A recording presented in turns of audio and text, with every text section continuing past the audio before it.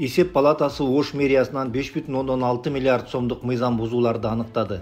Эсеп палатасы Ош шаарынын 2023 жылга жергиликтүү бюджетинин түзүлүшү жана аткарылышы, ошондой эле муниципалдык ишканалардын ишмердүүлүгү боюнча аудит жүргүздү. Мекеменин маалыматына караганда текшерүүнүн жыйынтыгында шаардын такталган бюджети 3 миллиард 224 миллион сомду түздү. Ал эми киреше 92,7% гана аткарылып, пландагыдан 235 миллион сомго аз түшкөн. Чыгымдар да кем аткарылып 91,8%ды түзгөн. Жалпысынан текшерүүнүн жүрүшүндө жалпы суммасы 5 миллиард 658 миллион сомдук мыйзам бузуулар жана каржылык кемчиликтер аныкталган. Анын 1 миллиард 902 миллион сому калыбына келтирүүгө тийиш болсо, бүгүнкү күндө анын 31,2 миллион сому гана кайтарылган. Негизги мыйзам бузуулар бухгалтердик эсепти жана отчеттуулукту так эмес жүргүзүүгө, сатып алуудагы кемчиликтерге, мүлктү максатсыз пайдаланууга жана суммасы 2,9 миллион сомдук инвентарлардын жетишсиздигине байланыштуу экендиги белгиленген. Эсептөө палатасынын кеңеши Ош шаарынын мэриясына жана тиешелүү органдарга аныкталган кемчиликтерди жоюу жана жергиликтүү бюджетти толук жана натыйжалуу аткарууну камсыз кылуу боюнча сунуштарды берди. Ошондой эле аудиттин жыйынтыктары Кыргыз Республикасынын башкы прокуратурасына укуктук баа берүү үчүн жөнөтүлүүдө. Бейшеналиева, Айдарова, Абдыкадыров борбордук шайлоо комиссиясына дагы кимдер арыз берди? Бүгүн 3 октябрда дагы бир нече жаран жогорку кеңештин депутаттарынын мөөнөтүнөн мурда шайлоого катышуу жөнүндө ниетин билдирип, БШКга арыз берди. Алардын катарында Бишкектин экс-мэри Эмилбек Абдыкадыров, мурдагы саламаттыкты сактоо министри Алымкадыр Бейшеналиев, 7-чакырылыштын депутаттары Дастан Бекешев менен Айгүл Айдарова бар. Кечээ талапкерлигин өзүн-өзү көрсөтүү тартибине ылайык Элвира Сурабалдиева, Ахметжан Мамадамуров, Азамат Абсатаров, Мураталы Керимбаев, Асель Набиева, Улукбек Карыбек уулу жана Болот Ибрагимов арыз берген. Белгилей кетсек, жогорку кеңештин 90 депутаты 30 көп мандаттуу шайлоо округтары боюнча шайланат. Ар бир округтан 3 депутат мандат алат. Саясий өнөктүк 30 ноябрда өтөт. Бул арада алдыдагы парламенттик шайлоо тууралуу айрым кептерге УКМК төрагасы Камчыбек Ташиев жооп берди. Ал Саясат КЖ порталына маек куруп, депутат боло тургандардын тизмеси эчак эле даяр болуп калганы, кээ бир талапкерлердин өлкө жетекчилеринен бата алганы тууралуу кептерге токтолду. Мен дароо эле айтам, ишенбегиле. Мурунку бийликтер жасаган катаны биз кайталабайбыз. Ооба, бата берип жүрүшкөн. Мына ошо бата берген журт башчылары азыр кайда? Бизде орун алган бийлик алмашуулар, революциялар дал ушунун айынан чыкпады беле? Көндүм адаттын калышы кыйын. Мен да айрым депутат болгусу келгендердин бизге жол издеп, жолугуп бата алууга умтулуп жүрүшкөндүгүн билем. Жата калса жакын адамдарыбыздын арасында да андайлар бар. Буга окшогондорго ажыбыздын да, менин да убактыбыз жок. Өзүбүздүн жумуш чачтан көп, уйкубуз аз. Ачыгын айтканда, биз таза шайлоо өткөрүү ниетинде абдан чоң жумуш жасадык. Анткени биз да убагында канчалаган шайлоолорго катышып, азабын тартып келгенбиз. Азыр болушунча адам факторун азайттык, санарипке өттүк. Шайлоочулардын кызыкчылыгы биринчи орунда болду. Эгер биз өз адамдарыбызды алып келүүнү көздөсөк, ушунун баарын жасаштын эмне кереги бар эле? Эски шайлоо системасын калтырып, жыргап жата бербейт белек анда, деген ал. Ал ошондой эле шайлоону көзөмөлдөө күчөтүлүп, мыйзам бузууларга жол берилбей турганын кошумчалады. Кайсы бир кездерде талапкерлерге бийликти сындап чыккан ыңгайлуу болчу. Акыркы 5 жылдагы өзгөрүүлөрдөн кийин тескерисинче бийликти колдогон адамдарда шанс жогору. Ошондуктан да биздин атыбызды пайдаланып атышат. Алдыдагы шайлоону таза өткөрүү үчүн көзөмөл күчтүү болот. Мен талапкерлерге эскертип коеюн. Билбей калат деп ар кандай көз боюмочулукка баргандан алыс болгула. Баары бир ачыкка чыгып калат. Андай учурда жаза катуу болот. Белгилей кетсек, жогорку кеңештин депутаттары шайлоо 30 ноябрга белгиленген. Буга чейин алдыдагы шайлоо боюнча мамлекет башчысы Садыр Жапаров кабар агенттигине маек берип, бийлик таза шайлоо өткөрүүгө кызыктар экенин жана бул үчүн бардык шарттар түзүлүп жатканын белгилеген. Ошондой эле шайлоочуларга кайрылып, татыктуу талапкерди шайлоого чакырган.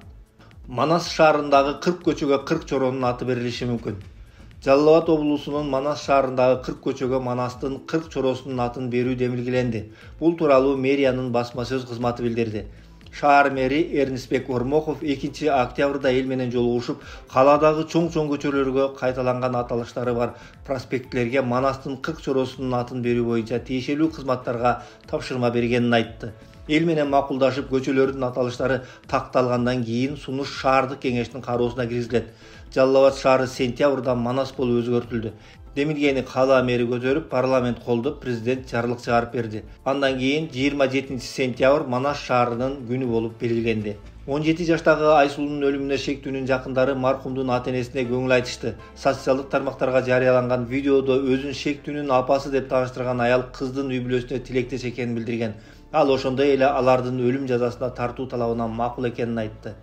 Балам көлдө, мен Бишкекте элем, ушундай иш болуптур, биз кийин уктук. Мен азыр айтарга сөзүм жок. Бул кызга аябай кейип турам, жүрөгүм ооруп турат. Эми ушул кыздын ата-энеси сураган эң бийик жазаны мен деле сурайм. Башка аргам жок, себеби ошондой болуш керек. Ооба, бул адамдын акылына, оюна чап келгис иш болду. Биз бул баланын атасынын иниси болобуз. Биз да бийликтегилерден сурайт элек, ошо эң жогорку жаза колдонушун. Жашоого укугу да жок бул дүйнөдө. Дем алганга да укугу жок. Ысык көл облусунун Жети Өгүз районунда 27 сентябрда дайынсыз жоголгон 17 жаштагы Айсулуу Барскоон айылынан Жеңиш айылындагы досуна конокко кетип, үйүнө кайтып келген эмес. Кийинчерээк видео көзөмөл камералары анын 1984-жылы туулган АКнын башкаруусундагы Honda Stream үлгүсүндөгү унаага түшүп калганын тартылып калган. Тергөөнүн версиясы боюнча ал кызды алма багына алып барып зурдуктап, андан соң өлтүргөн. Маркумдун сөөгү боом капчыгайынан табылган. Кылмышка шектүү, мурда каракчылык жана адам өлтүрүүгө аракет жасагандыгы үчүн соттолгон. Ал Бишкек шаарынан кармалып, убактылуу кармоочу жайга киргизилди. Айтматов проспектисинде жолдон өтүп бара жаткан кызды унаа коюп кетти. Бишкектин Айтматов проспектисинде Мерседес унаасы жолдон өтүп бара жаткан кызды сүзүп кеткен. Бул тууралуу окуяга күбө болгондор билдиришкен. Окуя бүгүн эртең менен болгон. Жабырлануучуга биринчи жардам көрсөтүлүп, ооруканага жеткирилген. Окуянын күбөлөрү аялдамага жакын жерде жөө адамдар өтүүчү өтмөк жок болгондуктан адамдар унаа жолдон өтүүгө мажбур болуп жатышканын айтышууда. Ошто 1 айдан бери дайынсыз экени айтылган эне жана кыз табылды. Ош облусунда 2 айдан бери дайынсыз болуп жаткан апасы менен кызы Баткен областынан табылды. Бул тууралуу Ош облустук ички иштер башкармалыгынын басма сөз кызматы билдирди. Алар 2 октябрда Баткен облусунун Кызылкыя шаарынын аймагында тамактануучу жайлардын биринде иштеп жүргөнү аныкталып, туугандарына өткөрүлүп берилгенин билдирди. 1 сентябрда Кара Суу районунун ички иштер бөлүмүнө Кара Суу шаарынын тургуну кайрылып, 41 жаштагы Назгүл Абдысаттар кызы жана анын 12 жаштагы кызы Акмарал Абдысаттар кызы 2 айдан бери дайынсыз болуп жатканын кабарлап, издөө иштери башталган. АКШ Украинага Россиялык мунай иштетүүчү заводдорго соккуларды кеңейтүүгө жардам берет. Invest News жана Financial Times жазгандай, Дональд Трамптын администрациясы Украинага чалгын маалыматтар аркылуу колдоо көрсөтүүгө даяр.